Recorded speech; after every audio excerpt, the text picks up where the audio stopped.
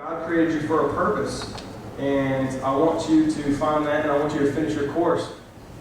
When Jesus was about to go to the cross and endure all that pain and all that suffering and literally lay his life down and die, he not only had the pain of being whipped and beaten, he had the emotional pain of losing his friends, leaving his mother. His disciples were close, his mother. Everything, they had all these ties. It wasn't just physical suffering.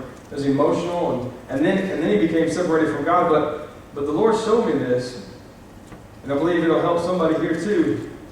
It says in Hebrews 12:2, we do this by keeping our eyes on Jesus, the champion who initiates and perfects our faith. Because of the joy awaiting him, or another translation says, set before him, he endured the cross, disregarding its shame. Now he is seated in the place of honor beside God's throne. Consider him. Think of all the hostility and opposition he endured from the sinful people, so that you will not grow weary and lose heart. And the Lord just showed me the reason that Jesus was able to endure was the joy set before him. Yeah. And I just realized, God had a point, and his purpose was you and me.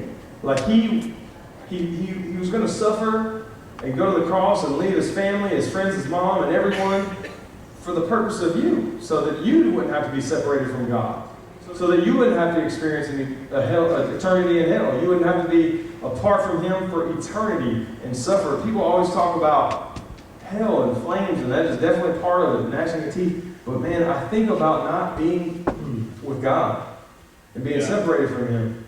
That would be terrifying. I heard someone say eternity is like picking up. It was actually Muhammad Ali. I watched the video of him because he just died. He says, think of eternity as grains of sand, and you being in the desert, and you having to pick up each little grain of sand and do it. Each one means 1,000 years, and until you clear the desert and you pick up every one. I can't even fathom that. But he was able to endure the suffering because of that. And so the thing is if you'll hunger and you'll get with God and you'll get the revelation, and you seek God for his will, he will show you what you're supposed to do. He's got plans for you. And whenever you get those plans in your heart, you'll have when you're hungry for God, you have a personal relationship with God, and you have that purpose in front of you, you'll be able to weather those storms and finish your course and endure whatever comes. I've already seen so many people give up. I've already seen people be so excited about getting into ministry, or so excited about their dreams to start a business, or so excited about a relationship or whatever, and then when obstacles come, it's going to happen. The rain falls on the just and the unjust. It's just going to happen. We're world overcomers by faith, and that's how we overcome in our life.